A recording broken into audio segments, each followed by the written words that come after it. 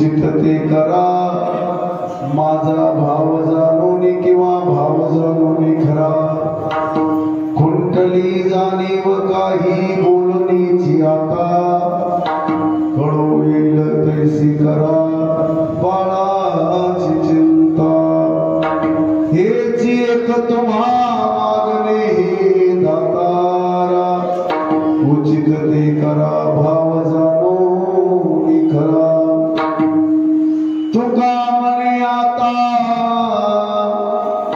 नका देऊ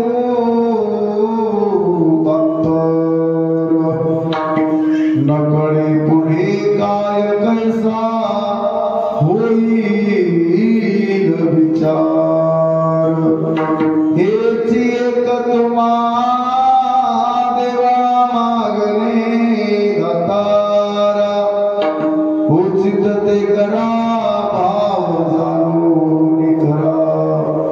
समचरण सरोजम सांद्र नीलांबुदाभम जगनने हतपाणी मंडना मंडना तरुण तुलसी माला कंदरम कंजनीत्रम सदयदवला संविठ्ठलम चिंतयामि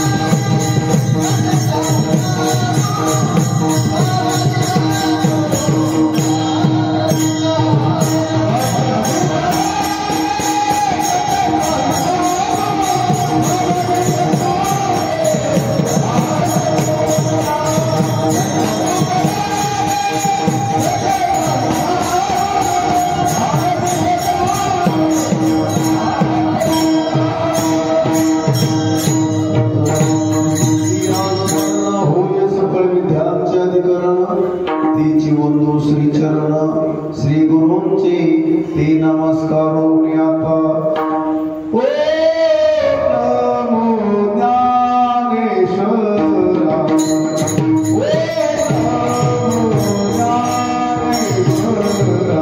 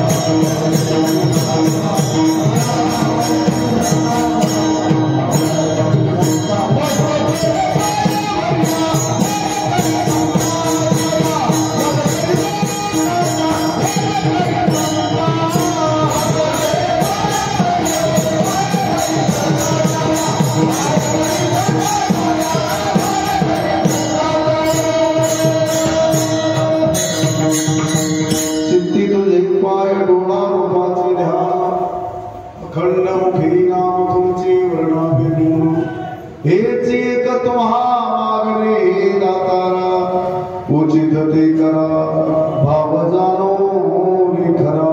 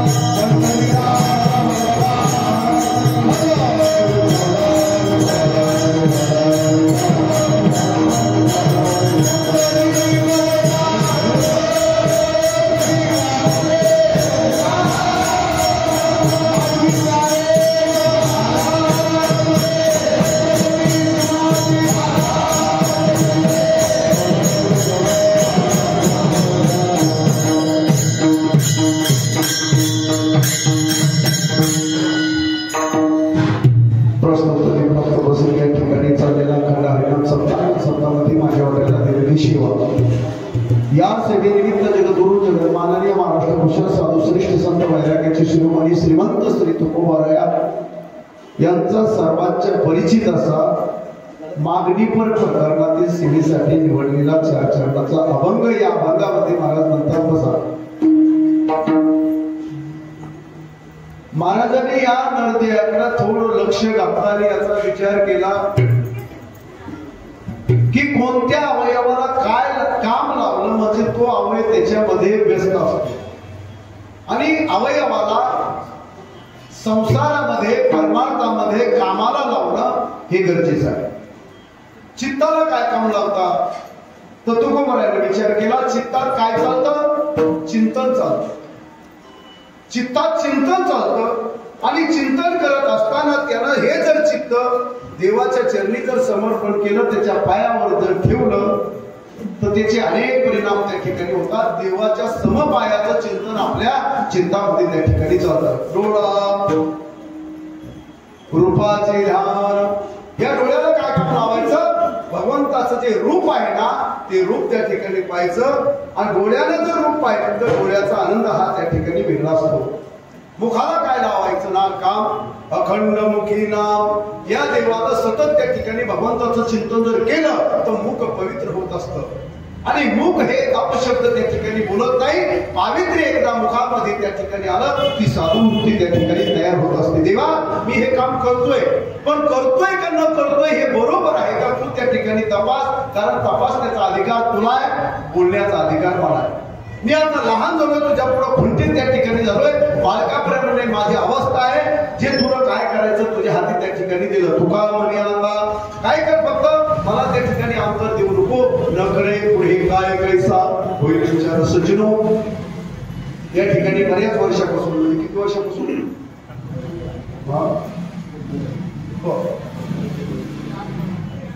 प्रसिद्ध गाव जुना गाव परंपरेचं गाव अध्यात्म क्षेत्रामध्ये प्रगती करणारे हे गाव आणि बऱ्याच वर्षापासून आपल्या या गावामध्ये हा सुटसुटीत प्रमाण चालेला हा खंड आहे. नाम सप्ताह माझ्या वाट्याला गेलेली ही त्या ठिकाणी शिवाय सज्जनो थोडा परिहार असा या ठिकाणी ही सर्व गायक वादक मंडळी मला नाव काही माहित नाही कुणाचे पण हे सहकारी त्यांनाही प्रथमतः त्या ठिकाणी धन्यवाद देतो. आमचे हरिभक्तप्राय बळीराम महाराज ही या ठिकाणी उपस्थित आहे. तुम्ही काकडा म्हणणारी मंडळी गावातील महिला ज्येष्ठ वर्ग पुरुष वर्ग लहान मित्र बंधू भगिनी यांना मी त्या ठिकाणी प्रथम वंदन करतो आणि थोडासा परिचय त्या ठिकाणी देतो का आपल्या येथील नुकतेच 4 दिवसापूर्वी हरिभक्तप्राय कचोर महाराज आमचं जवळपास 15 वर्षापासून त्या ठिकाणी संबंध आहे. त्यांनी आपल्या गावामध्ये सगळ्यांच्या वतीनं मला या ठिकाणी सेवा दिली. पण ज्यावेळेस मुंबईवर आलो, मी लांब होतो त्या ठिकाणी, आणि आमची ही त्याच दिवशी चुलती वारली. त्याच्यामुळं मलाही या ठिकाणी येता आलं नाही. एक खेद होतो, दुःख त्या ठिकाणी होतं. पण कसं आहे सज्जनो, हा एक नॅचरल लॉ आहे, नैसर्गिक नियम. या नियमामध्ये, या नियमाच्या चौकटीमध्ये सगळ्यांना येणं जाणं हे निसर्गाचं एक कर्तव्य त्या ठिकाणी आहे. आपल्या हयगईपणामुळं किंवा लक्ष न दिल्यामुळं किंवा त्याच्यावर आपण जजमेंट न ठेवल्यामुळं कुठंतरी शरीरामध्ये इफेक्ट म्हणजे त्या ठिकाणी असा बदल तयार होतो. त्या बदलाकडे प्रत्येक माणसानं लक्ष द्यायला पाहिजे. प्रत्येकाचं खानपान बदललं, एखादं जर आंबट खाल्लं तर त्याला डायजेस्टिंग होत नाही, त्या ठिकाणी अपचनक्रिया होत नाही. आणि डायजेशन एकदा झालं अपचनक्रिया की त्याच्या शरीरावर परिणाम होतो. आणि त्याला थोडं लक्ष द्यायला पाहिजे प्रत्येक व्यक्तीनं, आणि डॉक्टरकडे जाऊन त्याची चौकशी करायला पाहिजे की नेमकं आपल्या बॉडीमध्ये काय इफेक्ट आहे. सगळ्याच करतोय, पण ज्याच्या त्याच्या कर्माप्रमाणे ज्ञानेश्वर माऊली ज्ञानेश्वरीमध्ये म्हणतात, वाऱ्या वाट न पाहे आणि मरण मुहूर्त न लागे. मरणाला मुहूर्त लागत नाही आणि वाऱ्याला वाट लागत नाही. असं त्या ठिकाणी आदर्श एक व्यक्तिमत्व आपल्या गावामधून निघून गेलं. ही खेदाची गोष्ट आहे, शोकांतिकाची गोष्ट आहे. आणि मी या सुखदुःखामध्ये तुमच्या त्या ठिकाणी सहभागी होतोय आणि आपल्या कार्यक्रमाकडे बोलतोय.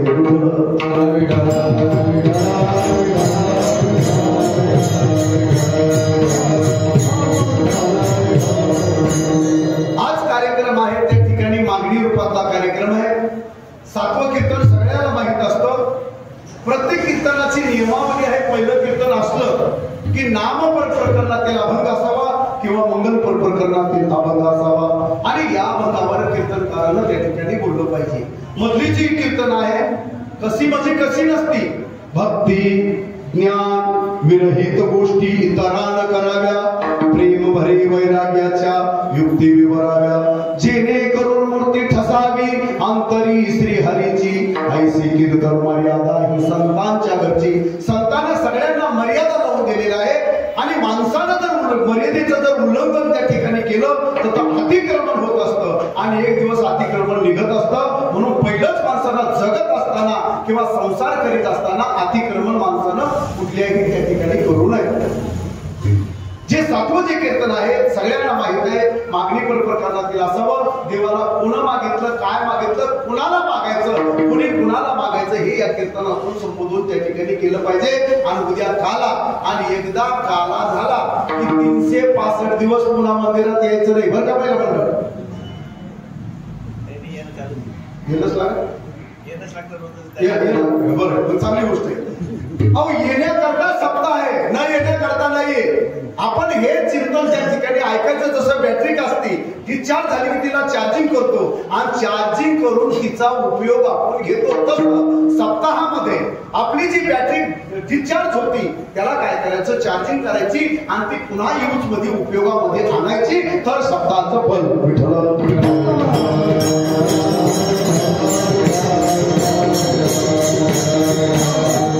हा सप्ताह कशा करता करायचा, पहिली गोष्ट सांगतो तुम्हाला की नेमका कशा करता करायचा. मला तुम्ही सांगा, महिला मंडळ तुम्ही जे घर झाडता हे 8 दिवसा मिळून एकदा झाडता की नाही? नाही. काय करा रोज सकाळ संध्याकाळ. अहो 3दा झाडावलं तर लेकरानं कचरं केलं तर कचरं आपोआप होत असतं. पण घर आपल्याला स्वतःहून झाडावं लागत असतं. का? त्याच्या धूळ खकाना कचरा त्या ठिकाणी होतो आणि आपल्याला तो कचरा खकाना मान्य आहे का? नाही. मग आपण संसारामध्ये जीवन जगत असताना वृत्तीवर मन तयार होतो. काय होतो? मन झाला की विक्षेप तयार होतो आणि विक्षेपामुळे त्या ठिकाणी आवरण तयार होतं आणि हे आवरण ठेवायचं नाहीये, हे आवरण घातक आहे. म्हणून भक्तीच्या माध्यमातून याची स्वच्छता करणं गरजेचं आहे.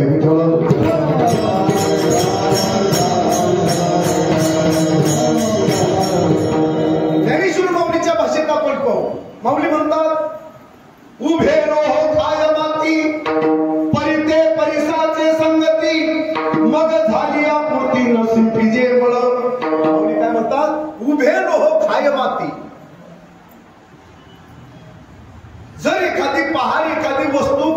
येळा जर मातीत पडलं समजा आज 6 महिन्यानं जर काढून आणलं तर ते उपयोगात येतं का? काय होतं? खराब होतं, जंग येतो त्याच्यावर. पाच ते खुरप मातीशी संबंध आला तर त्याचा जंग येतो. तसा या जीवाचा जर संसाराशी संबंध आला तर याच्यावर जंग येतो. लक्षात ठेवा बरं. मग त्याचा जंग काढण्यासाठी तुम्ही काहीतरी करता का? तसं ठेवता? तो जंग काढण्यासाठी काहीतरी उपयोग करता. तसा वृत्तीवरचा जंग काढण्यासाठी हरिनाम चिंतन महत्वाचं आहे. त्यावेळेस वृत्तीचा जंग निघतो.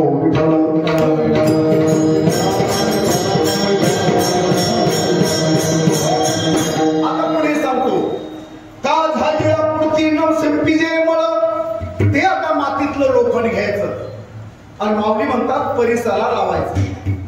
परिसाला ते लोखंड लागलं की काय होतं? काय होतं? नाही होत. त्याचा जंग आधी काढावा लागेल. त्याचा जंग काढावा लागेल कारण मध्ये तो पडदा आहे. जोपर्यंत त्या जंगाचा पडदा काढत नाहीये तोपर्यंत परिसाचा बाप सुद्धा काही करू शकत नाहीये. तसे तुमच्या वृत्तीचा बल गेल्याशिवाय साधूही सुद्धा तुमच्या वृत्तीला काही करू शकत नाही.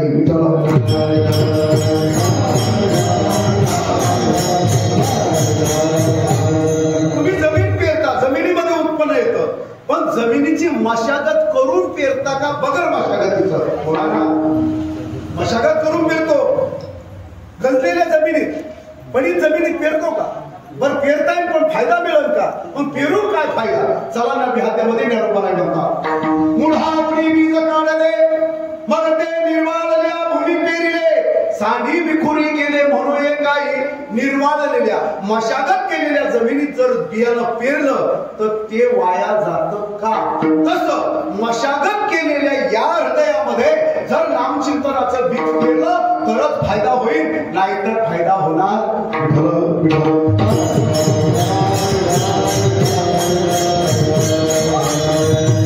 चिंतन म्हणजे काय? अंतःकरण वृत्तीची मशागत आहे आणि ती प्रत्येक जीवाला त्या ठिकाणी करावं लागेल. कारण ही जर मशागत केली तरच जीव कृतार्थ त्या ठिकाणी होतो, अन्यथा कृतार्थ होत नाही. कृत्य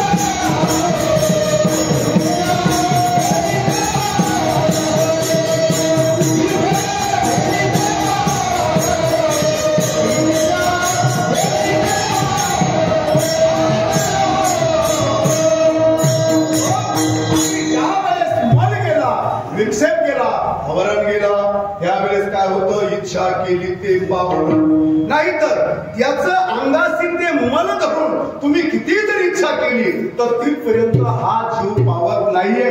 म्हणून चिंतन करणं महत्वाचं आहे. मला सांगा 2-4 गोष्टी ज्ञानेश्वरीतल्या सांगतो आणि अभंगाकडे मी बोलतो. मागणीचा अभंग आहे, बाकीचं तुम्हाला काही त्या ठिकाणी सांगत नाही. मला सांगा गाय दूध देती, गाय दूध कोणासाठी देती? वासरासाठी देती. बाकीची वासर उपयोग घेतात तर नाही का? नुसतं वासरूच घेतात. हे वासर गाय जरी वासरासाठी दूध देती पण बाकीचे वासर उपयोग घेतात ना.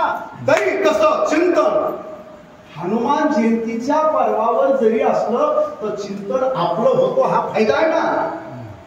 माऊली काय म्हणतात? वत्साचे निवोरसे दुबते होय घरोतेसे परी पांडवाचे निमिषे जगोत्तरण. अरे एका निमित्तानं तुमचं चिंतन होत आहे आणि वृत्ती निर्मळ होती, हे काय कमी आहे काय? विठ्ठला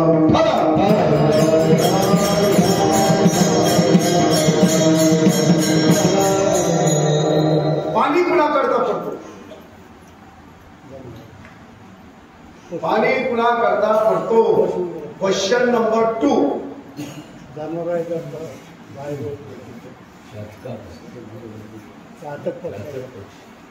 चातकाचे निकनवे मेघू पाणी असी धावे ते जगचे आघवे निमाले. पाणी चातक पक्षा करता पडतो पण त्याचा फायदा जगाला होतो की नाही? मग त्याच्या निमित्तानं का पडना पण फायदा आपल्याला होतो ना. तसं निमित्त चिंतनाचं काही असो पण वृत्ती सरळ होती ना. विठ्ठला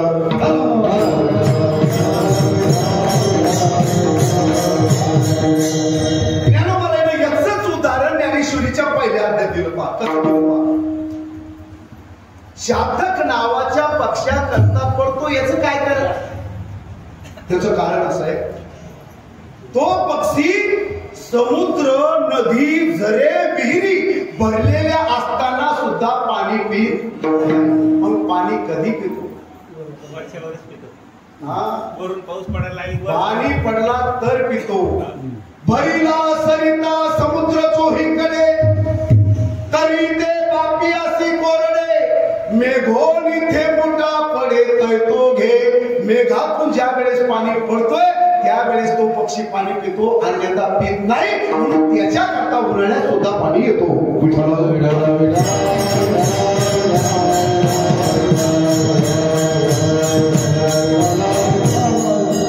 सूर्य कुणा करता उगवतो? सूर्य कुणा करता उगवतो?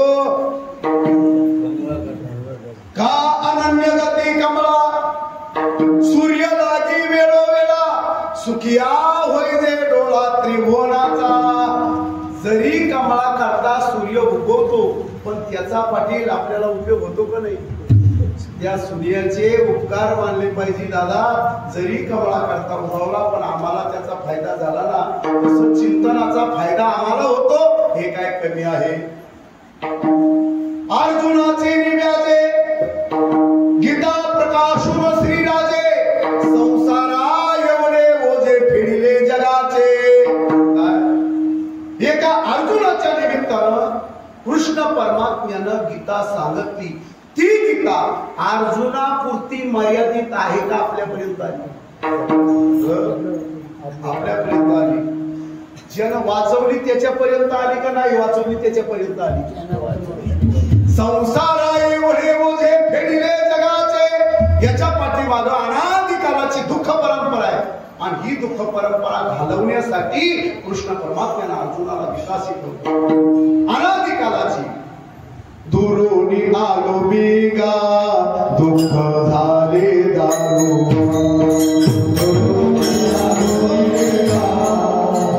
या वया हितभोरी होते हेची कारण दुर्लभ भेटी तुम्हा पायी झाले दर्शन. विनवितो तुका संता दोरी कर जोडून दाते हो दान करा जाते पंढर. अनादिकालापासून मी पाप भोगीत आलो आणि पाप काढण्याचा जो चान्स आहे तो आता या जन्मात आहे. आणि या जन्मात जर नाही कळाला तर याच्यासारखा महादोषी जगाच्या पाठीवर कोणी नाही. विठ्ठल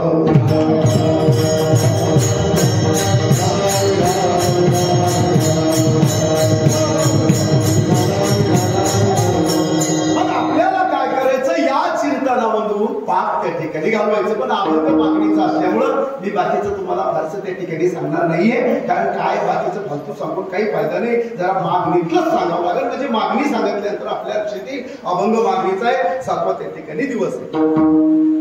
मागणी कुणी कुणाला त्या ठिकाणी करायला? या मृत्यू लोकांमध्ये देवही आणावा लागला. देवाला आणावं लागलं. आणि याला रूपाबळे धरून मोडे हरिदा काय त्याला आणावं लागलं? एकाला आणावं लागलं. संत स्वतःहून आले आणि जीवाला यावंच लागलं. ज्याला यावंच लागतं पाप फेडण्याकरता त्याचं नाव जीव. जे दुसऱ्यावर उपकार करण्याकरता आले ते संत. आणि आपला उद्धार करण्यासाठी आणावं लागला तो देव.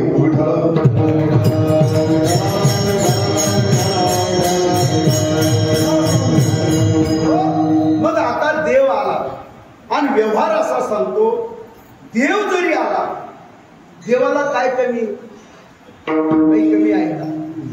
मग देवाला काही मागायचं काम आहे का? नाही. मग देवाला मागितलं का नाही? मागितल्याशिवाय व्यवहार चालत. आता गॅस आले सोडून द्या, पहिल्यानं चुली होत्या. किती जरी हुशार बाई असली तर एका काडीमध्ये स्वयंपाक करीत का? तर तिच्या जोडीला पाहिजे काड्या काही. 2 काड्या असल्याशिवाय स्वयंपाक होत नाही. साधी गोष्ट आहे. तर मागितल्याशिवाय व्यवहार होत नाही. मागणे देणे घेणे हे द्वैतातलं आहे का अद्वैतातलं? हे द्वैतातलं आहे. हे सगळा व्यवहार, हे भजन कीर्तन, हरिपाठ चिंतन हे द्वैतात होतं. अद्वैतात घडत नाहीये, हे द्वैतात. आणि ज्या वेळेस हे द्वैत चालून आपण पुढे जात असतो अद्वैतामध्ये, त्यावेळेस चौथ्याच्या ठाई आता काहीच करणे नाही. ती एकदा उन्मनी अवस्था तयार झाली की पुन्हा काही करायचं काम नाही. तर देवही मागतो. कुठं मागितलं देवाला? सांगतो कुठं मागितलं? ज्या वेळेस द्रौपदी वनवासात होती आणि ऋषी जेवण्यासाठी आले होते आणि म्हणे द्रौपदी आम्हाला जेवू घाल, आम्हाला खूप भुका लागल्या. तिनं सांगितलं ऋषीवर्य एक काम करा, दिवसा जर आले असते तर तुम्हाला जीव घातला असतं. आता मी जीव घालण्यास असमर्थ आहे. माझ्याकडे एक धाडी त्या ठिकाणी दिलेली आहे, ती दिवसा देती आणि रातचं काही देत नाही. द्रौपदी तू आम्हाला जीव घाल ही आमची तुझ्याकडे मागणी आहे. पण मागणी कोणाकडे मागा? ज्याच्याकडे 3 गोष्टी त्याला मागणी मागा. देण्याची इच्छा आहे, देण्याची ऐपत आहे आणि स्वतंत्र आहे, अशाला मागितलं पाहिजे. कधी कधी बैठक बसती सप्ताहाची. श्रीमंत माणूस आहे, तो म्हणतो ले आपले 5,000 रुपये. काय लिहा? 5,000. मग लोक आकडा टिकतात 5,000. कारण देण्याची इच्छा आहे, इच्छा आहे त्याच्याकडं आणि ऐश्वर्य म्हणजे श्रीमंत आहे. 5,000चा आकडा लिहिला पण लक्षात आलं आपण चूक केली. तर म्हणे आकडा खोडा आपला.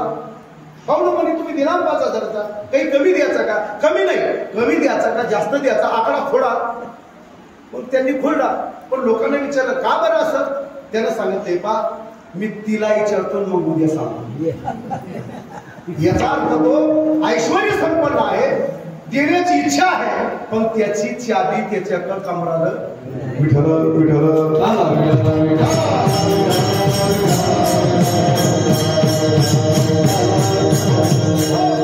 तसं मागितलंय खरी, पण देवाला वाटलं, द्रौपदीला वाटला आता सत्व हरण होईल म्हणून आता फोन देवाला केला पाहिजे. माणूस स्वतःपर्यंत कुठपर्यंत ताकद दाखवतो, जोपर्यंत माणसाचं बळ आहे तोपर्यंत.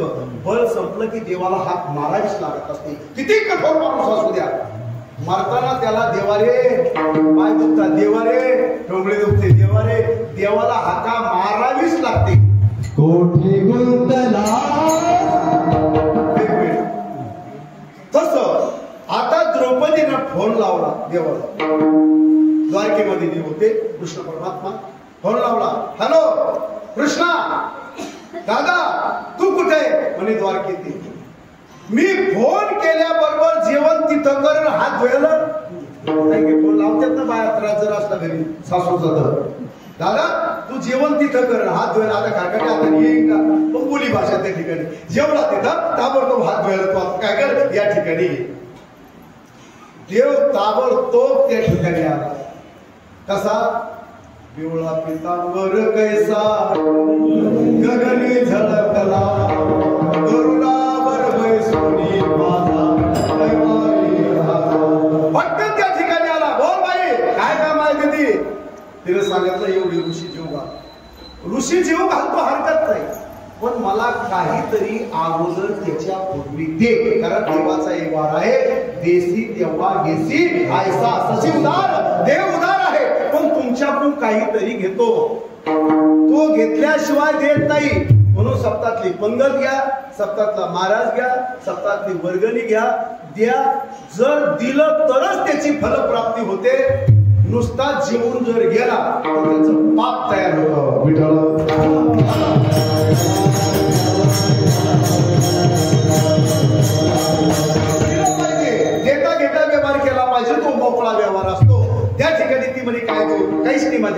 काहीतरी दे. ती गेली घरामध्ये आणि ती थाळी पाहिली. थाळीच्या पाठीमाग एक भाजीचं पान होतं लागलेलं. दादा हे भाजीचं पान आहे, थोडस देऊ का तुला? देऊ नको, काही का दे. आता देवाला इतकी भूक लागली होती का? देवाला काय मिळत नव्हते? काही मिळत. काय देवा घरी न मिळेची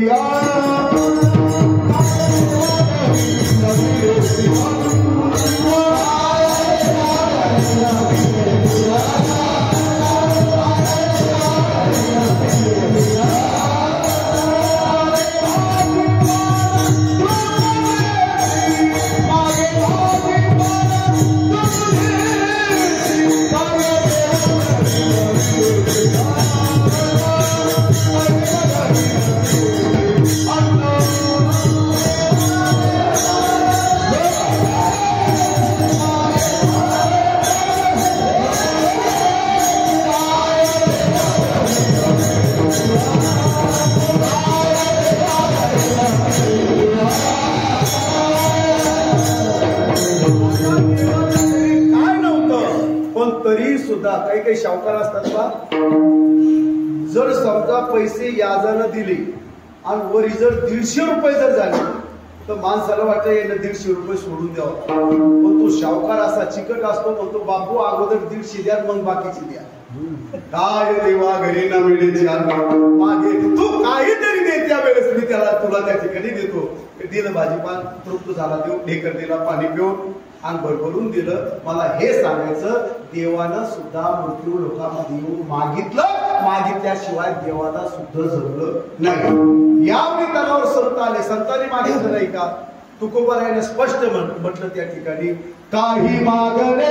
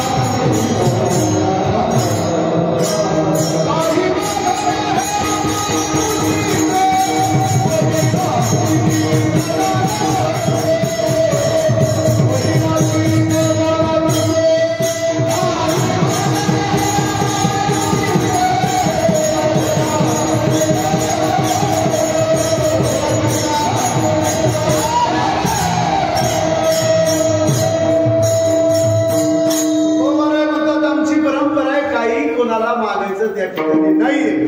पण काय मागितलं? मागणे ते तुझ प्रती आहे, देशील तरी पाहे. पांडुरंगा मी तुला मागतोय, या संतासी निर्वी. या म्हणजे कोणत्या? मंडपात आलेल्या या संतासी, झोपलेल्या, जेवून झोपलेल्या संतासी. मी मग पंक्ती पाहिल्या, इथं पंक्ती तिथं पंक्ती. मी म्हटलं एवढ्या मंदिरात लोक मावूनच कसे? त्या संताशी नाही, या संत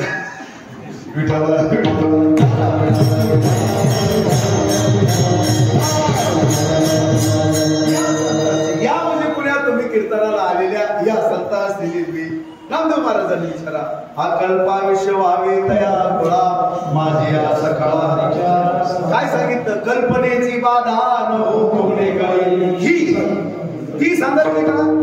ही म्हणजे कोण? तुम्ही इथं आलेली ही संत मंडळी. मग तुम्हाला ही मध्ये बसायचं का हे मध्ये बसायचं? 3 पद आहे. हा, ही, हे 3 पद आहे. लिंग आहे ते 3 लिंग. मी सांगितलं हे एक मास्तर आमच्या गावाला म्हणे, खरे पोरं किती लिंग आहे? काही पोरं म्हणे 3. सांग बरं पण ते स्त्रीलिंग, नपुंसक लिंग आणि पुल्लिंग 3 लिंग. पण एक पोरग उभं राहिलं. ते म्हणे नाही गुरुजी 4 लिंग आहे. ते म्हणे चौथं कोणतं आहे? म्हणजे मग आई गोळ्या टाकता टाकता डार्लिंग डार्लिंग म्हणती. ते लिंग इथं बसत, डार्लिंगचं काही काम नाही. हे 3 लिंग येतं. पण ही संत मंडळी, ही म्हणजे इथली संत मंडळी सुखी असो. मागितलं तुमच्या आमच्या करता मागितलं, स्वतः करता संतांना मागितलं का? जे स्वतः करता मागतात ते संत यादीत बसत नाही, आणि जे दुसऱ्या करता मागतात ते संत. विठ्ठल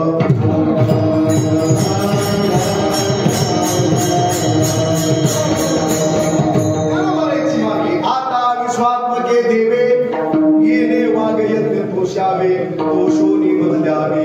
पसा देवा मला दे पसायदान, पसा भर का होईना तू मला दान दे. पण काय दे? जे खळांची व्यंकटी सांडो. खळ कोण असतो? खळ माहिती का? रावण खळ होता का कसा होता? त्याचा वेद पाठ होते, 4ही वेद पाठ होते, 18 पुराण पाठ होते. मग पाठ असून सुद्धा तो खळ कसा?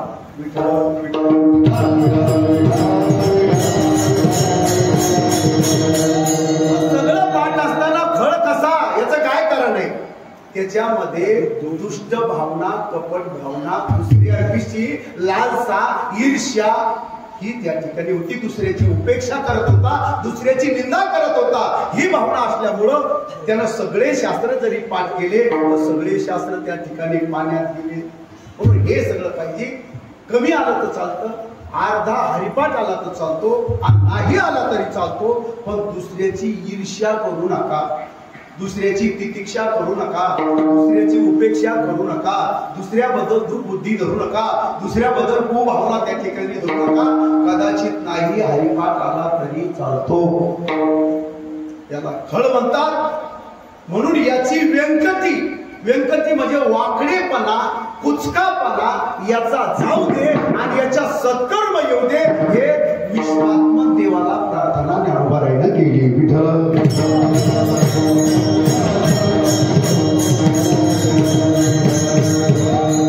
आता जीवही आला आणि जीवानं काय मागितलं? जीवानं वाधावे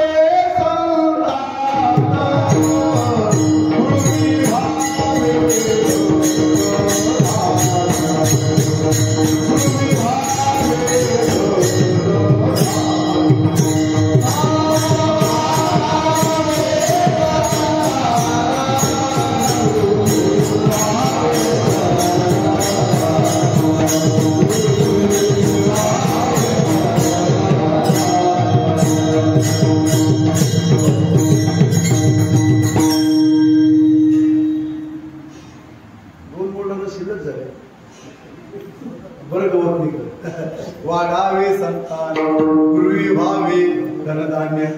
जीवही मागतो देवाला. काय मागतो? देवा तुला एक नारळ फोडतो का? कोण ही मागायची रस? नारळ फोडते तुमच्या इथे देवा? नाही, सगळ्या ठिकाणी फोडतात देवाला नारळ फोडतात. देवाला मला सुखी ठेव, संतान नसेल तर संतान होऊ दे, धन नसेल तर धन दे. सगळं त्या ठिकाणी या का नारळात मागतात. मग ते नारळ देवाला फोडल्यानंतर सगळाच खोबळा देवाला टाकतात का? इकडे परिस्थितीचं त्याचं नातू आता सगळं. त्यानं काय केलं? त्याला वाटलं देवाचं नारळ फोडायचं, त्यानं धरलं आणि पिढीवर ठेवलं. असं आज्याला सापकाबाजी लागा द्या इतकं देत असलं का देवाला? नखभर फोड आणि नखभर देवाला त्या ठिकाणी टाकलं. आणि नखामध्ये असतात कोणता देव देणार? योग नखाचा हेंद्रा देव देईल, शाना देव एवढं त्या ठिकाणी देणार नाही. देवाकडे आहे ना काय? ऐका यश श्री अवतार्य, ज्ञान वैराग्य ऐश्वर्य हे साही गुणवर्य म्हणून तो भगवंतो. भगवंताकडे सगळ्या गोष्टी. पण तुम्ही त्या जर पदाला प्राप्त झाले तरच देव देतो, अन्यथा देत नाहीये. विठ्ठल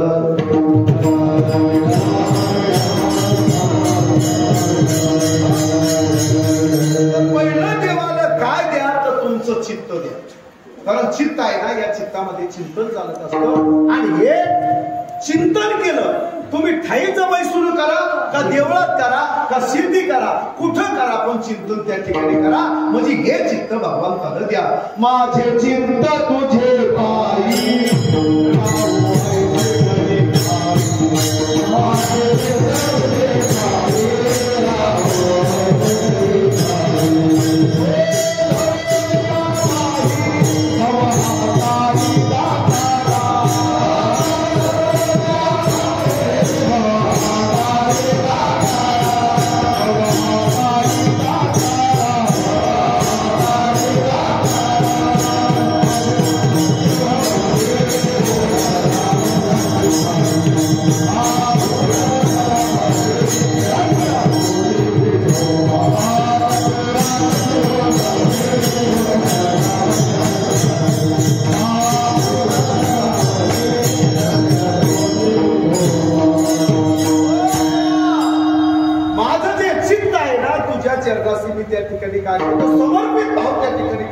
आणि ज्या वेळेस देवाच्या चरणाशी समर्पित भाव ठेवत असतात त्यावेळेस वृत्तीतल्या गाठी सुटत असतात. काही गाठी वृत्तीमध्ये सरळ वृत्ती नाहीये माणसाची. तुम्ही सांगा ना, तुमच्या घराला कुलूप का लावता तुम्ही? लोक सरळ आहे म्हणून का करळ आहे म्हणून?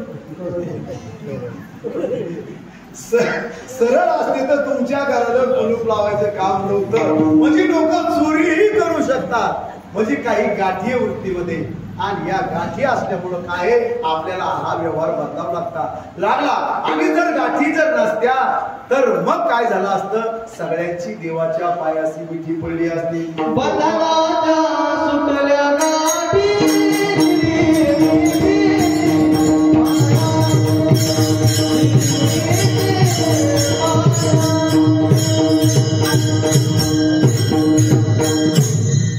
बंधनापासून उकलल्या गाठी आणि ते मिठी सावकाश असं ते तुम्हाला काय म्हणायचं होतं?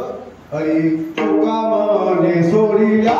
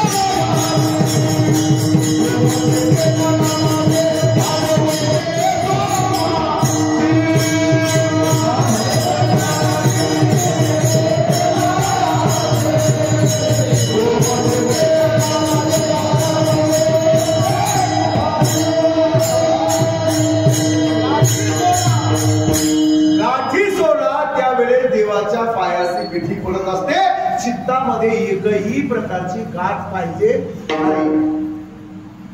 गाठ एवढी महाराज तुम्हाला सांगतो. मी एकदा दूध हॉस्पिटल होतो संभाजीनगरला. 5-7 वर्ष झाले. या फिरल्यामुळं आणि थोडं आमट्यामुळं जागरणामुळं माझ्या हृदयामध्ये 4 कप्पे असतात हृदयाला. मला माहित नव्हतं. ज्यावेळेस डॉप्लर केलं, कलर डॉप्लर म्हणतात त्याला, ते कलर डॉप्लर ज्या वेळेस केलं 4 पुडदा असतात आणि शेवटच्या पुडदामध्ये 2 थेंब पाणी माझ्या हृदयात झालं होतं बरं का. मी ताबडतोब संभाजीनगरला गेलो. आमचे मित्र आहे प्रकाश मगरकर तिथं हॉस्पिटलला. त्यांनी आजपर्यंत हृदयाचे 1300 ऑपरेशन केले. पूर्ण ऑपरेशन त्या ठिकाणी सक्सेस झाले. त्यांच्याकडे गेलो. ते म्हणे महाराज इतक्या लांब यायचं काय काम? अहो म्हणे नाही, मला थोडंसं जास्त झालं. पहा या अंगावर जर झोपलो ना गडगड गडगड पाणी वाजतं, आणि या अंगावर झोपलो तर पुन्हा पाणी वाजतं. बप झाला, ताप आली आणि मी बेचैन झालो. म्हणून तुमच्याकडे मी त्या ठिकाणी आलो. त्यांनी असं त्या ठिकाणी पाहिलं. पण काही हरकत नाही, तुमच्या हृदयामध्ये 4थ्या कप्प्यामध्ये 2 थेंब पाणी झालंय. म्हटलं होईन का गोळ्या? हो म्हणजे ठीक आहे, काय ठिकाणी होत जातं सगळं त्या ठिकाणी. मग माझ्या शेजारी भोकरदन तालुक्यातला एक माणूस होता तिकडचा, मला वाटतं अनुवा का काहीतरी गाव आहे पुढं. अनु आहे का? हा, अनुभवाचा माणूस होता त्या ठिकाणी. तोही त्या ठिकाणी होता. मग मी झोपलो. आमचा दोस्ताना मी 5-7 दिवस होतो, तो 15 दिवसापासून होता. म्हणलं गाव बापू काय दुखतं तुमचं? मग त्यानं मला विचारलं. मी सांगितलं असं असं झालं, मी आता नील झालो, मला उद्या डिस्चार्जच्या ठिकाणी मिळणार. मग तुमचं काय दुखतं? काही नाही म्हणे, मी 15 दिवसापूर्वी. म्हणून सोनोग्राफी करून घ्या ना.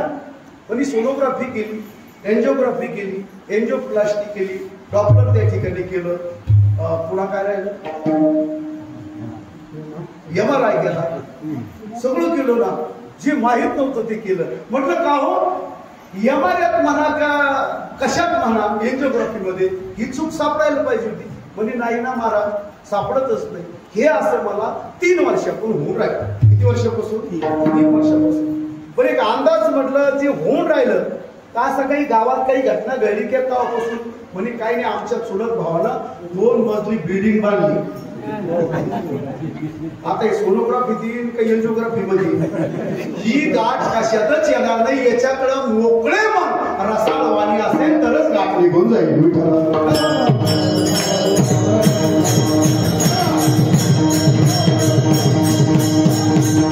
म्हणून संसारात असो परमार्थात असो फ्रेश राहा. No depression, no tension, free राहायचं. कधी कसं राहायचं? फ्री राहायचं. थोडा व्यायाम करायचा, आहार कमी घ्यायचा. कारण काय, फॅट आणि शुगरच्या बिमाऱ्या धावत्या वेगामध्ये काळाच्या ओघात त्या ठिकाणी येऊन राहिल्या. एक काम करा, हे सांगणं गरजेचं आहे. कारण लोक आहारावर एवढी पडली आता. आहार कमी करा आणि जी छाती आहे या छातीच्या लेवलच्या मध्ये पोट कधीच वाढू द्यायचं नाही पाहिजे. नाही तुमचंच नाही, तुमचं पण म्हणजे सगळे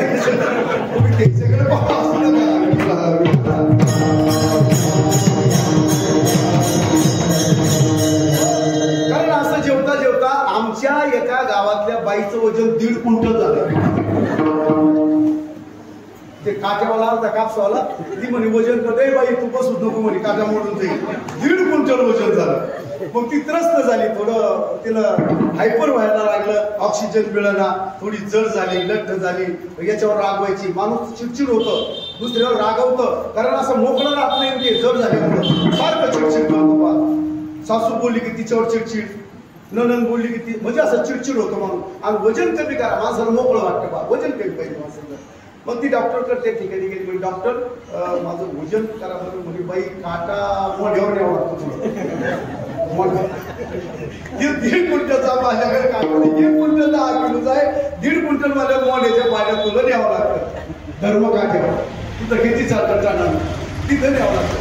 मी वजन केलं म्हणजे पावती घालून केलंय कापसाच्या काट्यावर 1.5 क्विंटल वजन भरलं. एक काम करा म्हणे, माझं वजन करण्याकरता काहीतरी प्रयत्न करा. म्हणजे एक करा, तुम्ही गोळ्या दिवसात किती खाता? म्हणे 30 चपात्या खाता. दिवसात किती चपात्या खात होती? 30. डॉक्टरनं डोक्यावरच हात आणला, बाई आम्ही बंद घर 15 दिवसात 30 चपात्या खात नाही, तुझे 30 खाती म्हणे. हा पुन्हा काय काय खाती? म्हणे 2 किलोचा भात खाती. भाजी 10 प्लेटा भाजी खाती. म्हणे बाई एक काम करा, तुम्हाला औषधाची गरज नाही, तुम्हाला एक औषध नक्की सांगतो, ती औषध तुम्ही घ्या. म्हणजे ती म्हणजे काय हरकत नाही, द्या तुम्ही ते काय द्यायचं. म्हणजे एक करा, किती चपात्या खाता? म्हणे 30. मग 15 खा. 2 किलोचा भात खाताना 1 किलोचा खा. आणि 10 प्लेट भाजी खाताना 5 प्लेट खा. हेच तुमचं खरं औषध आहे. हे औषध घेतलं की तुमचं वजन उतरतं. ती बाई म्हणे हे औषध जेवल्यावर घ्यायचं का अगोदर घ्यायचं?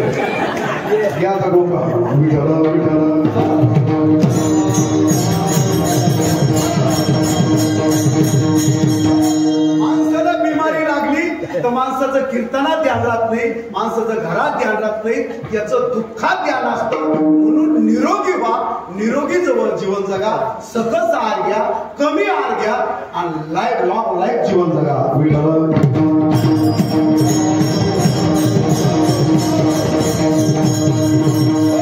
मग या चित्ताला काय करा? देवाच्या त्या ठिकाणी लावा. चित्त तर देवाच्या कुठं लावायचं?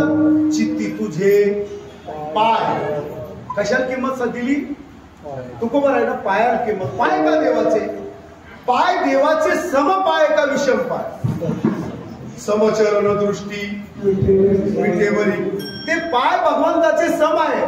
तुम्ही द्वारकेला जा, गोकुळात जा, कुठेही जा, एकाही देवाचे पाय समचरण नाहीये. फक्त पांडुरंगाचे पाय त्या विठीवर सम आहे. बाकीचा एकही देव सम नाही. सगळ्या संख्या विषम आहे. फक्त इथं सम पाय त्या ठिकाणी. का सम आहे?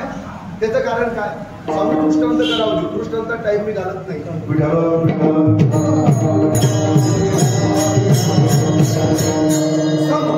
आता तुम्ही सांगा बोलू सांगतो. मी दृष्टांतात टाइम घालत नाही. पुढे पुढे त्या ठिकाणी चालतो. एकदा काय झालं पा, राम प्रभू आणि सीता माता गंगेवर आंघोळ त्या ठिकाणी गेली आणि गुन्हासुती असे बसले. कवळं ऊन होते, दिवाळीचे दिवस होते. कवळं ऊन त्या ठिकाणी लागायचं आणि दोघांमध्ये काय बातचीत झाली का हो? सीता म्हणायची, माझे चरण तुमच्या चरणापेक्षा चांगले. प्रभू म्हणायचे, नाही, माझे चरण तुझ्या चरणापेक्षा चांगले.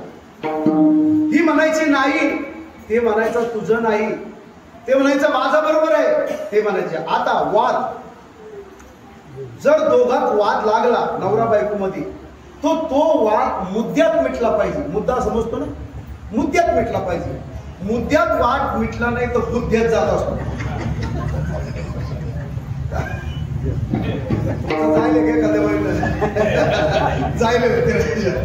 मुद्द्यात जर वाद मिटला तर बरं, नाही तर वाद बुद्ध्यात जातो एकमेकाच्या, बुद्ध्यात नाही. त्या ठिकाणी मग असं तयार झालं. आणि लक्ष्मण भाऊजीला बरोबर, लक्ष्मणा इकडे बरं, तुझी भाऊजाई म्हणते की माझी चरण चांगले, मी म्हणतो माझी चरण चांगले, तू सांग कोणाची चरण चांगले. त्याचं व्याकरण पक्क होतं. व्याकरणात एवढा लक्ष्मण पक्का होता, व्याकरणाच्या भाषेत बोलला. दादाच्या चरणावर हात ठेवले, रामाच्या, आणि काय म्हणतो लक्ष्मण, वहिनी आ चरण से ये चरण अच्छे है. लगेच सीता माता टाळ्या वाजवल्या. पहा तुमचे भाऊजी काय म्हणाले की ये चरण से ये चरण अच्छे है. टाळ्या वाजवल्या. रामप्रभू म्हणे टाळ्या वाजून नवल व्यक्त करू नको, याच्या गुह्य अर्थ येतो त्या ठिकाणी. पाय काय गुह्य अर्थ होता? लक्ष्मण भाऊजी मला समजून सांगा. नाही म्हणे आता नाही सांगित, तुम्हाला समजलं नाही समजलं ते जाऊ द्या. नाही मला समजून सांगा. लक्ष्मणानं सांगितलं डबल. आता वहिनी राग येऊ देऊ नका, मी सांगतो. माझ्या दादाच्या आचरणामुळं तुमच्या चरणाला किंमत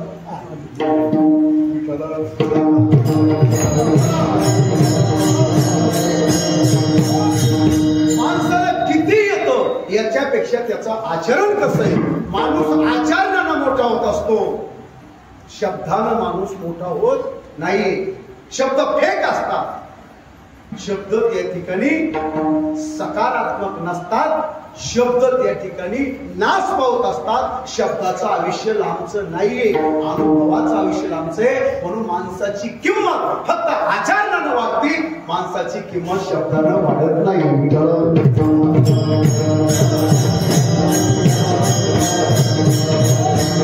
म्हणून चित्ती तुझे पाय डोळा, जे डोळा आहे ना डोळे, हे डोळे फार खतरनाक आहे.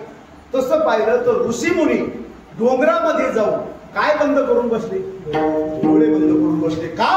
हे जगत दिसतंय आणि जगामध्ये सकारात्मक, पॉझिटिव्ह, निगेटिव्ह या गोष्टी त्या ठिकाणी आहेत. आणि त्या जर डोळ्यानं बघितल्या तर अंतःकरण वृत्तीवर याचा परिणाम होतो. म्हणून डोळ्याला जीव लावला. डोळे भरून या पाहिन तुझे रूप, हेचे माझं सुख देवा. हे काम करा ना, बाकीचे रूप पाहूस तर त्या देवाचं रूप पहा, तुम्हाला त्या देवाबद्दल मोह लागेल. गवळणीनं देवाचं रूप पाहिलं होतं आणि त्यावेळेस त्यांना कसं झालं होतं? त्या म्हणत होत्या, देवा काय तुझं रूप आहे रे सावळं, मला इतकं आवडतंय माझ्या जीवाला. हरी सावळे परब्रह्म आवडे या जीवा, सावळे परब्रह्म आवडे या जीवा. मने मनरानिवा घर केले, मने मनरानिवा घर केले. सावळे परब्रह्म आवडे या जीवा. या जीवाला ते परब्रह्म रूप असं त्या ठिकाणी बांधतंय. म्हणून डोळ्याला जीव लावा. लोक नाक तोंड बांधायला लागले, पण डोळ्याला जीव लावायला नाही लागले. आणि सगळं पाप जे होतंय हे तोंडातून होतं का, नाकातून होतं का, कानातून होतं का, डोळ्यातून होतं? विठ्ठल विठ्ठल.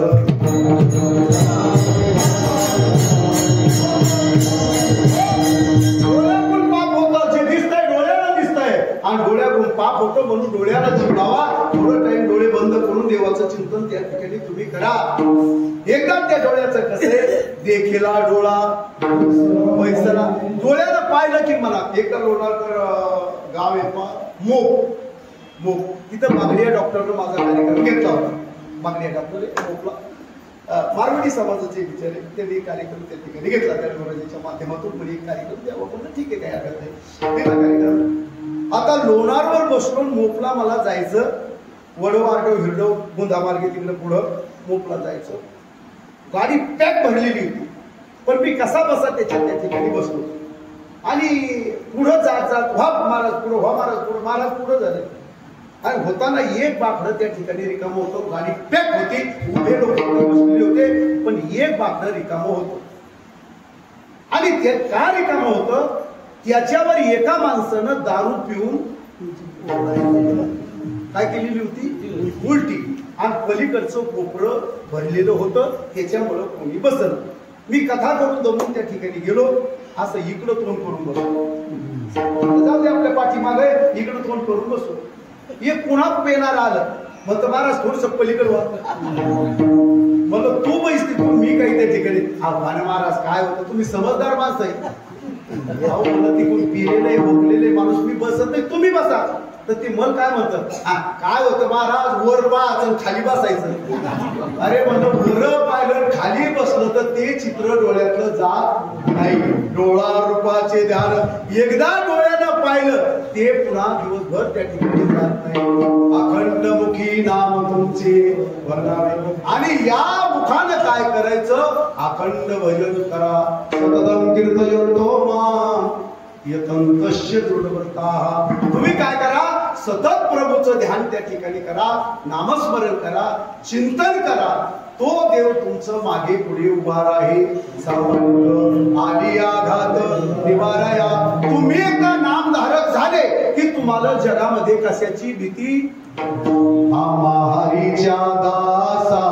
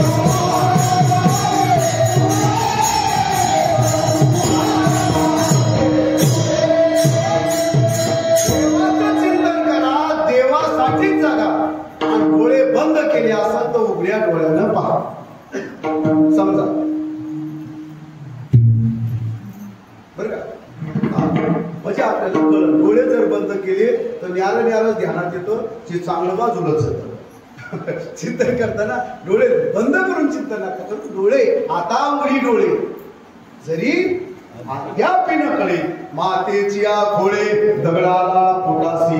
चिंतन करत असताना डोळे बंद करून करा आणि श्रवण करत असताना डोळे उघडे ठेवून करा.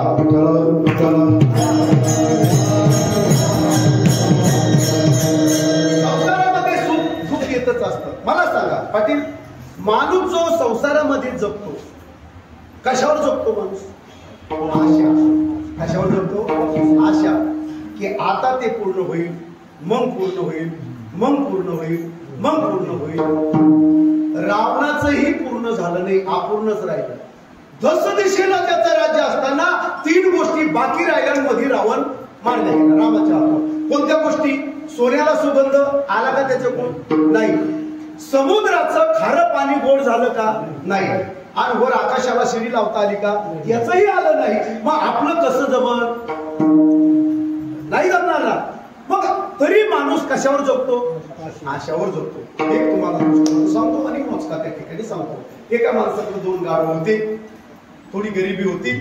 त्याला वाटलं दिवाळीचा सण आला त्या ठिकाणी आणि दिवाळीच्या सणाला आपल्याला काहीतरी आता लागण खर्च अडचण, म्हणून त्यानं काय केलं? ते बाजारामध्ये 2 गाढवं नेली. एक गाढव डोंबाऱ्याला ऐकलं, एक गाढव धोब्याला ऐकलं. बरं का? चांगला आहे का? डोंबारी माहितीये का? महिला मंडळ डोंबारी माहितीये का? डोंबारी यस और नो माहिती आहे डोंगरी नाही माहिती मग असं म्हणा ना तुम्हाला कशा करता बोलवलं पण काय म्हणायचं तुम्हाला कशा करता बोलवलं आम्हाला माहित नाही तर हा बरोबर आहे त्या ठिकाणी डोंगरी असं असतो तार असतो असा एक लावतो बरोबर आहे असे येऊन आणि ताल दिलेला असतात तो इकडं आणि खालून ते ढुमके असते डुम डुम डुम डुम डुम डुम डुम ती वाजवत नाही का आणि एक पोरगी राहते तिच्या डोक्यावर कळशी राहते आणि असा येऊन धरलेला असतो ती पोरगी आणि त्या तारावर अशी चालती आणि ते वाजून काय म्हणतात गंगे हे बाय पडली ना जसं मुद्दाम आपण नाही म्हणत का आपलं लेकरू राहतं हे पोरी चांगली शिक हे तर तू लग्न वाड्राशीच लावून देईल तुम्ही म्हणत का तसं ते काय म्हणायचं हे पोरी गंगे जर पडली तर तू लग्न गाढवशी लावून काय म्हणायचं गंगे पडली तर तू लग्न गाढवशी लावून पण त्या गाडवाला खायला कमी होतं ते गाडव तुकडं झालं असं बारीक झालं पण एकदा काय झालं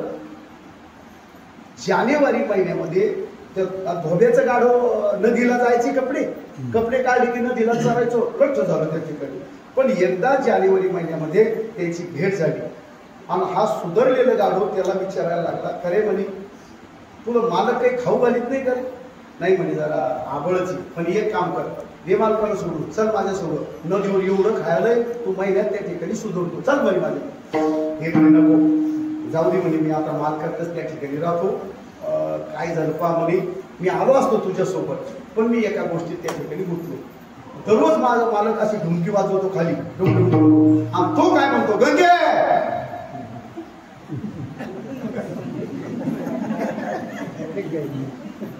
काय म्हणतो मालक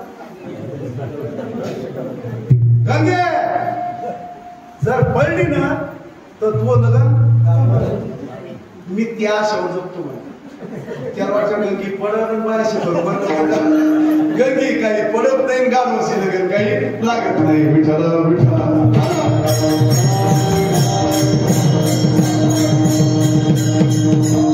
बापरे घडी तर 9:30 वर्गी त्या ठिकाणी गेली का 10:30 का घडी पुढे का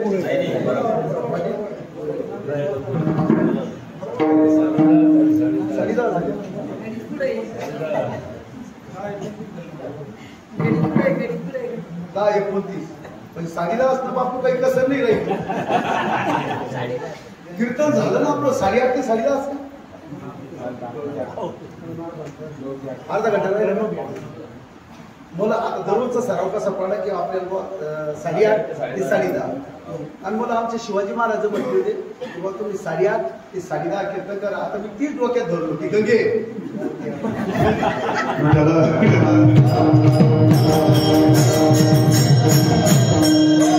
काय करा चित्ताला डोळ्याला सगळ्याला काम त्याची चित्ती तुझे पाय डोळा रूपाचे ध्यान चित्ती तुझे पाय डोळा रूपाचे ध्यान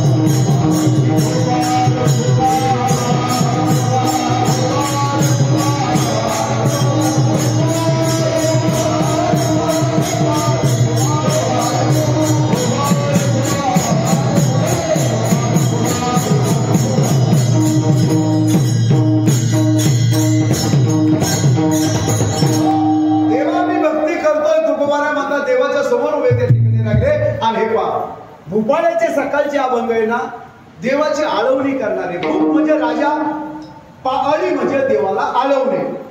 सकाळचे अभंग एवढे गोड आहे पा, हे जर अभंग सुरू जर झाले ना, उठारून द्वै प्रकाश घंटा गजर गरजिना, हरी चौघडा सुरू झाला, काकड आरती. एवढे गोड अभंग आहे, इतके गोड अभंग आहे. जर काकडा सुरू झाला की काही लोकांनी एवढी खात झोपली सकाळी, ते म्हणते आज हो काकडाचा पण झोपच लय खास येते. आता हे पांढऱ्या पायाचं लक्षण आहे का चांगलं लक्षण आहे?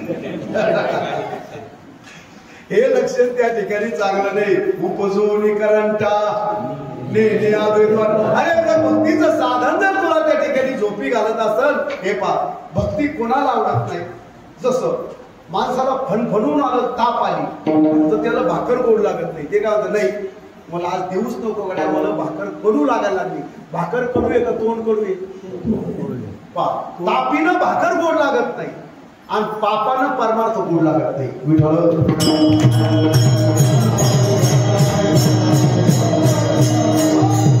संसारातले सुख दुःख चालूच राहणारे देवाला विनंती त्या ठिकाणी केली पाहिजे. हे जे तुम्हा माग देवा, मी तुला त्या ठिकाणी मागतोय, मी जे करतोय हे खरं आहे का खोटं आहे, तू माझा पेपर तपास. कारण आपण किती करा, पेपर लिहिण्याचा अधिकार आपल्याला आहे, मार्क देण्याचा अधिकार आपल्याला नाही. मग मार्क कोण देतो? तर गुरुजी मार्क देत असतात. तुमचे प्रश्न उत्तर बरोबर आहे की चूक आहे हे पाहून त्या ठिकाणी मार्क पडतात. तसं आपल्या जीवनाचा पेपर तुम्ही कसा सोडवला ते तुम्हाला माहित नाही, पण तपासणाऱ्याला बरोबर त्या ठिकाणी माहित आहे. तसं जीवनामध्ये आपण ह्या सुख दुःखाच्या गोष्टी त्या ठिकाणी भोगतोय. जीवनामध्ये सुखही आहे आणि जीवनामध्ये दुःख आहे. तुकोबा रायानं सांगितलं माझं हेही नाही, माझं तेही नाही, वेगळा दोई पासून मला सुख आणि दुःख हे दोन्ही सारखंच आहे. हिरे माणिक मोती आणि माती दोन्ही आम्हाला कसं आहे, सोने रुपये आम्हा मूर्तिके समान. आम्हाला कशातच त्या ठिकाणी सुख दुःखाचा त्याच्यात विचार त्या ठिकाणी करत नाही. आणि तुम्हाला जो अनुभव येतो ना, तुम्हाला जर गोड बोललो तर चांगलं वाटत नाही, आणि जर खराब बोललो तर महाराज कोण आला कीर्तनात बोलला महाराज, आज सुख दुःख त्या ठिकाणी होत असतं, होतं मला.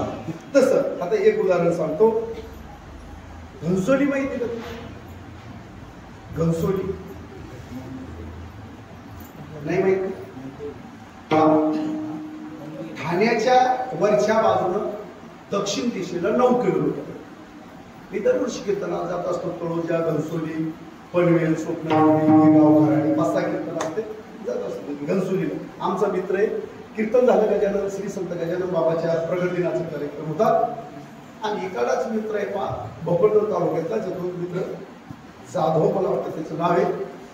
तो म्हणे असं कीर्तन झालं, चला म्हणे आपल्या घरीच लोक आहे, चला श्रीमंत माणूस शिकू. आणि त्यानं 3 कोटीचा बंगला बांधला. किती कोटीचा? 3 कोटी. आता सुख आहे का नाही 3 कोटीचा बंगला म्हणल्यावर? आनंद आहे, सुख आहे त्या ठिकाणी.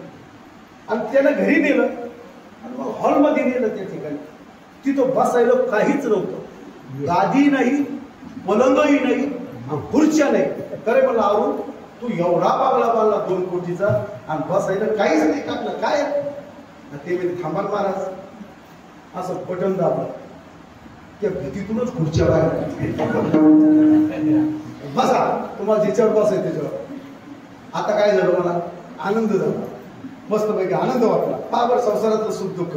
बसलो मी, मला पाणी, अहो पाणी ते वरून कशातून नळातून आलं आणि हातात गिलास भरून द्या.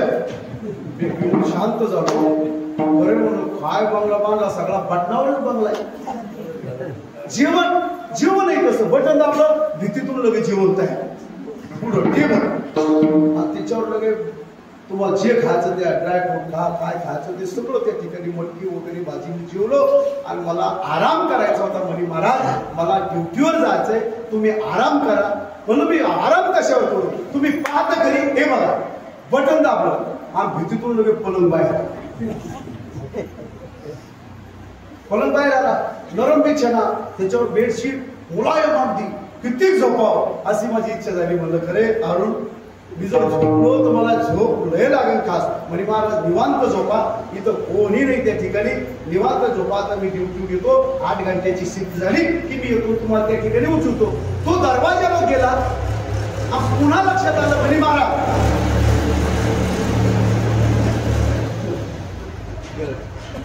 मला जायचंय ड्युटीला, पण एक लक्षात ठेवा, निवांत झोपा, झोपायबद्दल चिंता नाही. पण हे पहा, इथं लाल बटन आहे ना, त्याला जर धक्का लागला तर तुमचा पलक भीतीत जाईल.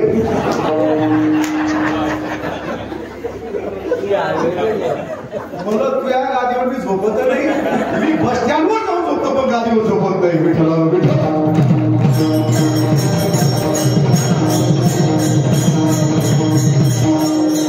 जीवनामध्ये संसारात सुखही वाटतं, आज संसाराच्या अंगी दुःखही एवढं.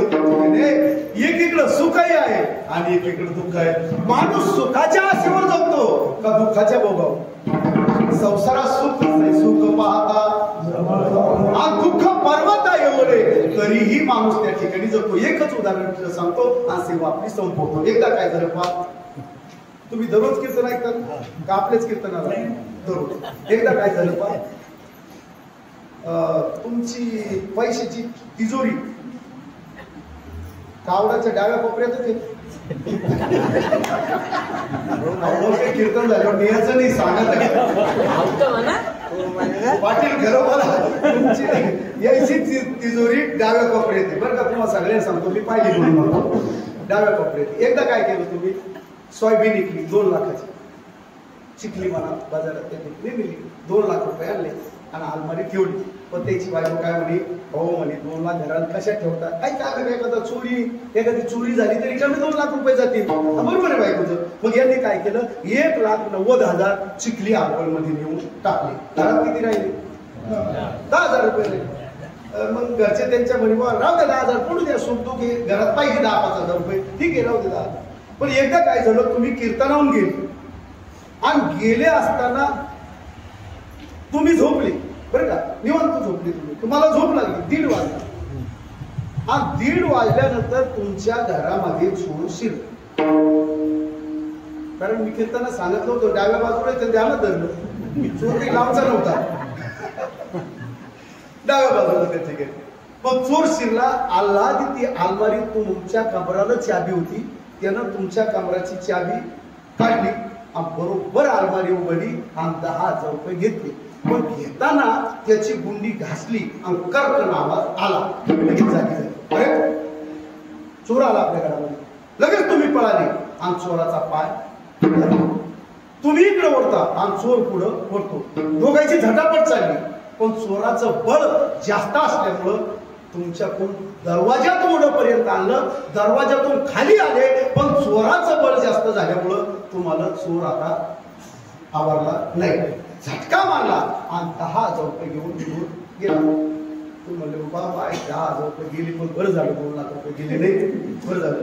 आणि त्या ठिकाणी काय झालं, तुम्ही आत गेले, अलमारीत पाहिलं तर 1ही रुपया तिथं. तुम्ही दुःखी झाले की आता 10,000 गेले, ते दुःख झालं तुम्हाला. पण काय झालं, त्या अलमारीजवळ चोराचं एक पाकिट होतं, तिथं पडलेलं होतं आणि त्याच्यावर नाव होतं हरिभक्त परायण खार्डे महाराज आळंद. एक पाकिट होतं तिथं. तुम्ही ते पाकिट पाहिलं, अंदाज काढला, बहुतेक या चोरानं खार्डे महाराजांच्या घरात पहिली चोरी केली आणि हे पाकिट तिथून चोरून आणि तुम्ही ते पाकिट फाडलं. पाकिट होतं मुंबईचं, त्याच्यामध्ये 30,000 रुपये निघले. किती निघले? 30. मोजले नाही तुम्ही? मोजले ते ना, 30,000 रुपये निघले. तुम्ही ते मोजले. आता तुम्हाला दुःख झाला का आनंद झाला? आनंद झाला. मग तुम्ही मोजले, अलमारी ठेवून दिले का नाही? मग ते कधी देता? आता कीर्तन सुटल्यावर देता का सकाळी देता?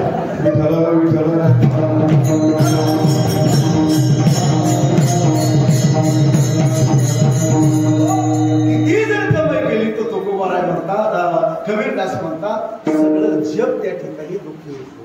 हरी जो देखे सो दुखिया रे बाबा, सुखिया कोई नहीं रे. जो इतका आवाज नाही वाढवायचा, कमी करायचा. अरे राजा दुखिया प्रजा दुखिया दुखिया घर बैरागी. सगळे राजा दुखिया प्रजा दुखिया सगळे लोक जगात दुखी आहे. पण कबीरदास म्हणतात कोण नाही दुखी. अरे कमी झालं ते, हा कमी झालं. हरी विठ्ठल विठ्ठल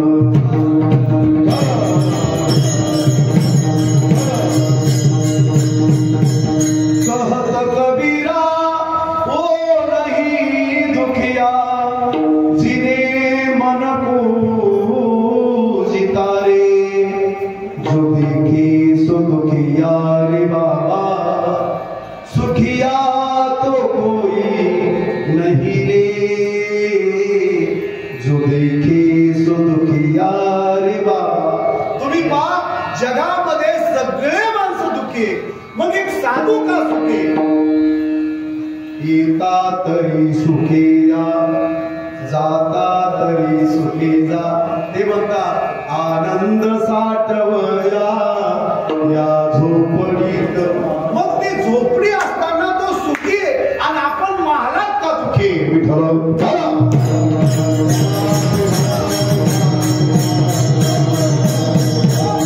याचा अर्थ असा आहे मन आपल्या हातचं नाही.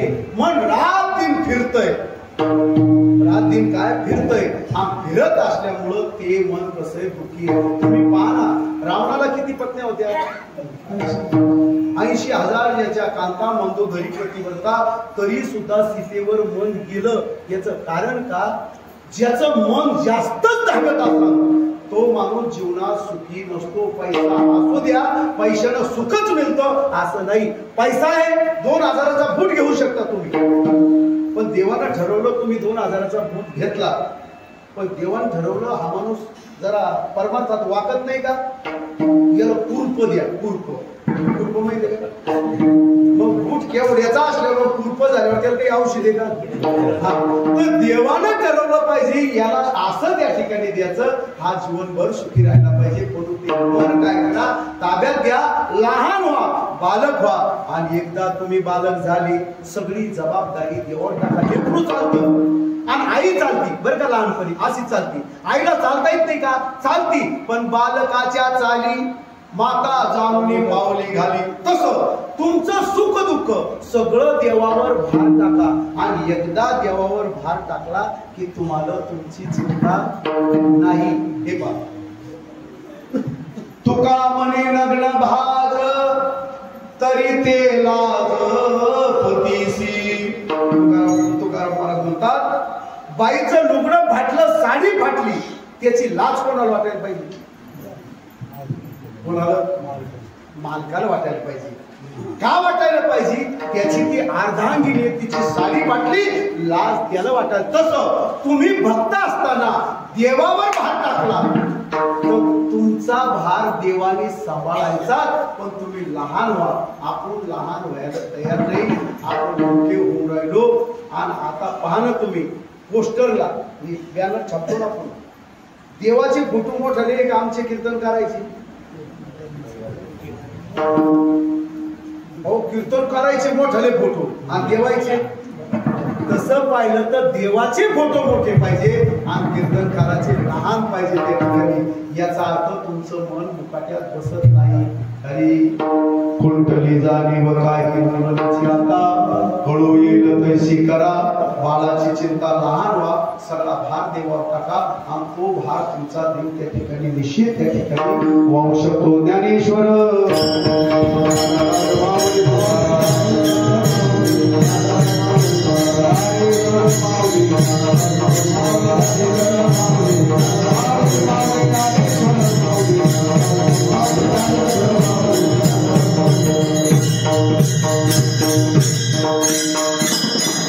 आता ही जी गोष्ट आहे, या सगळ्या गोष्टीच्या सांगितल्या कशा सांगितल्या, मन निर्मळ, मन स्वच्छ होण्यासाठी सगळ्या त्या ठिकाणी आहे. आणि या जर गोष्टी सांगूनही कदाचित जर चुकलाच जर आपण, तर त्या ठिकाणी आपल्याला माफी नसते. आता नका दिवांतर नकळे पुढे काय कैसा होईल विचार देवा. एक काम कर, त्याच्या जवळ लहान व्हा, नम्र झाला भूता तेरे तुम्ही जितके लहान व्हाल तितकी तुम्हाला ज्ञानाची प्राप्ती होत असते. लक्षात ठेवा. हत्ती मोठा आहे पण डोळे मोठे का हत्तीचे? डोळे कसे? डोळे बारीक आहे हत्तीचे. हत्ती मोठा आहे, डोळे का बारीक आहे? त्याला जगातलं पुढचं सगळं दिसलं पाहिजे. ज्याचे डोळे जितके लहान त्याला लांबचं त्या ठिकाणी दिसत असतं. म्हणून बारीक मन करा, लहान मन करा आणि देवाकडे लहान होऊन जा. तुमचा उद्धार देव त्या ठिकाणी केल्याशिवाय राहणार नाही. आणि या गोष्टी सगळ्या कळण्यासाठी आहे. जर नाही कळाल्या तर माणूस फेल होत असतो. म्हणून जीवनामध्ये सगळ्या गोष्टी एका ठिकाणी व्हा. बोलायला काही कळत नव्हतं, मास्तर शिकवायला लागले. एकच दृष्टांत सांगतो. शिवाय होतो बरं, झोपला असेल तर त्याला म्हणून कीर्तन झाला नाही, झोपले नाही कोणी. या इकडे गुट्टा घालवला मणक्याजवळ. तिथं गेलो होतो कीर्तनाला एकदा. तिथं 8व्या वर्गापर्यंत शाळा आहे. तू किती वर्षी बघ? 5व्या वर्गापर्यंत. 8व्या वर्गापर्यंत शाळा आहे तिथं. आणि तिथल्या मुलांना एवढं काही जमत नव्हतं. पंचायत समितीच्या लोकांनी सांगितलं जरा शाळेकडे लक्ष द्या, मुलांना सांस्कृतिक विषयाचं ज्ञान द्या. आणि सांस्कृतिक विषयाचं ज्ञान देणं हे कर्तव्य तुम्ही दिलं पाहिजे. रामायणातल्या कथा, महाभारताच्या कथा, नवनाथाच्या कथा जरा पोरायला शिकू द्या ना. पोरं दूर चालले. सीबीएसई पॅटर्नला पोरं शिकते, त्याला मराठी काही त्या ठिकाणी करून नाही राहिले.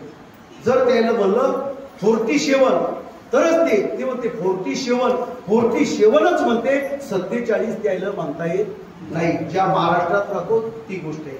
सेमी इंग्लिशच्या मुलांना पहा, म्हणजे त्याचं भाग असा आहे की पुढं त्या ठिकाणी शिकायचं.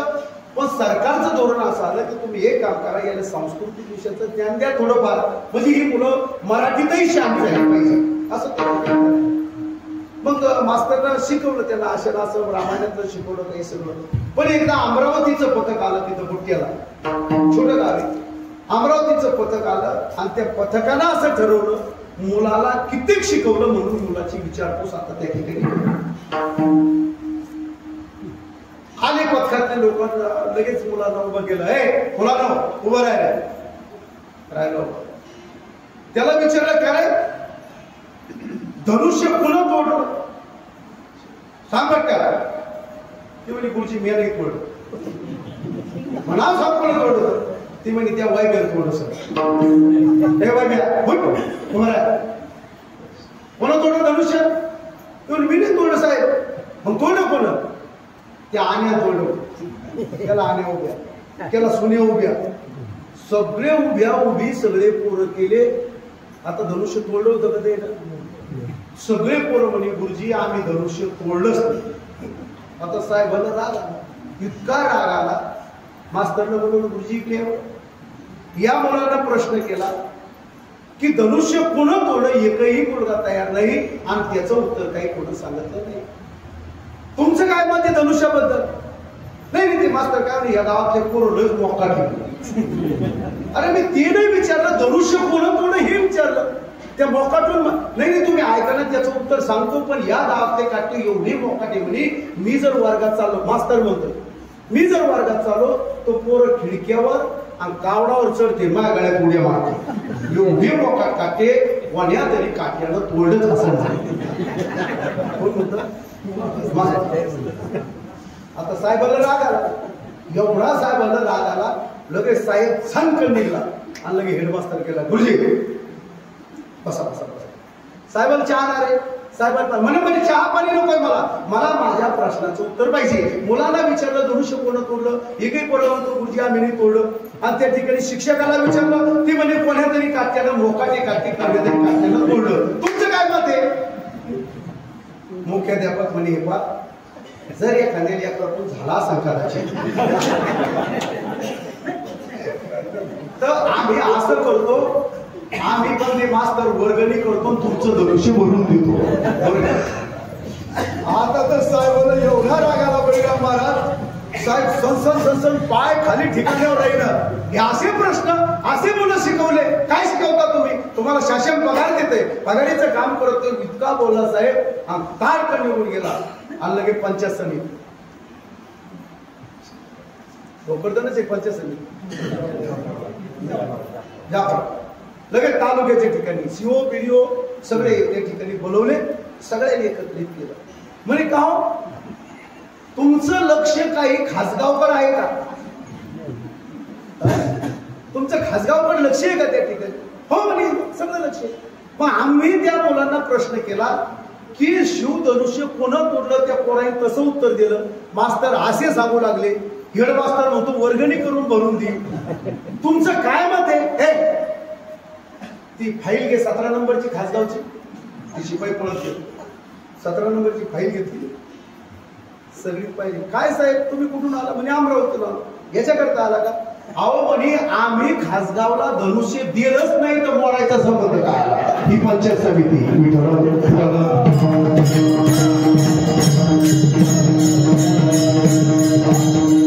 अशी शाळा, असे मास्तर आणि असे जर भक्त असले तर त्याचं दिवाळं वाजत असतं. म्हणून भक्ती करा, चांगली करा, साधना करा, चांगली करा. तुम्ही पगार घेत असाल तर इमानीद्वारे काम करा. तुमचा उद्या झेंडा नक्की खुश लागणार आहे. बेईमानी करू नका, भ्रष्टाचार त्या ठिकाणी करू नका, 2 रुपयासाठी कोणाची लाचारी पत्करू नका.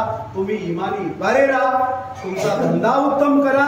भगवंत तुम्हाला साथ देईल आणि त्याच्यातच खरा आनंद आहे. आनंद डोबाडून मारून दुसऱ्याचं मुडकं मोडून कमावल्यामध्ये तुम्ही रात्री झोपा, तुम्हाला 12 पर्यंत झोप येत नाही, झोपेच्या गोळ्या घ्यावा.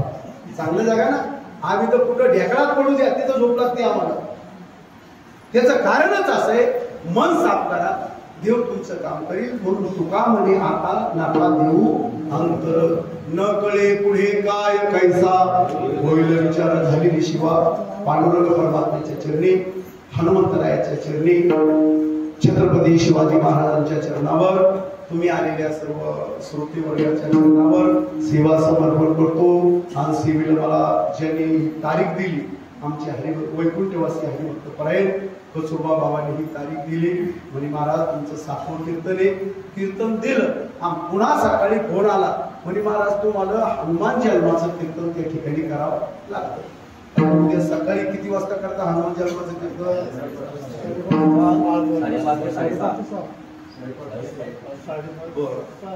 आता किती जण येते पाहू, किती उठते, किती झोपत. ज्याला हनुमान जन्म ऐकायचा त्याला चिंतनाला या. आणि तुम्हाला जर इच्छा वाटत नसत तर आमची काही त्या ठिकाणी बळजबरी, पण या मात्र चिंतन महत्वाचं आहे. चिंतन ऐकलं पाहिजे. तुम्ही नक्की या अशी मी आशा त्या ठिकाणी करतो. सिव्हिल पूर्णविराम देतो. निवडते पुढे अधिकते सरते करून घ्यावे तुमचे विविधशे. प्रभू तुमचे केले धर्म कीर्तन सिद्धीशी नेले. तीर्थ माझे उरले पायीपण भजन करा. तुकाराम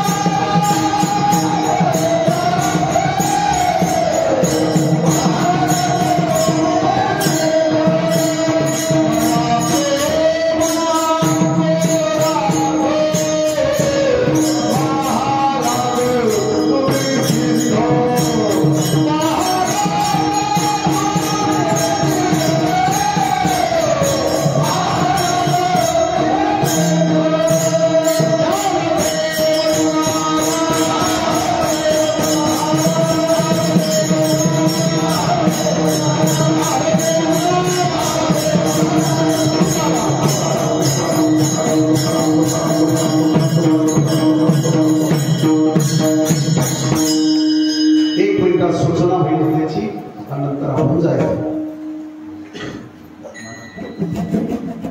सर्वांना सूचना आहे, उद्या सकाळी 5:30 ते 6:30 या वेळामध्ये हरिभक्त पारायण श्री खार्डे महाराज यांचे हरिकीर्तन होणार आहे. तरी सर्वांनी हनुमान जन्मोत्सवाला उपस्थित राहून आणि कीर्तनाचा लाभ घ्यावा ही सर्वांना विनंती.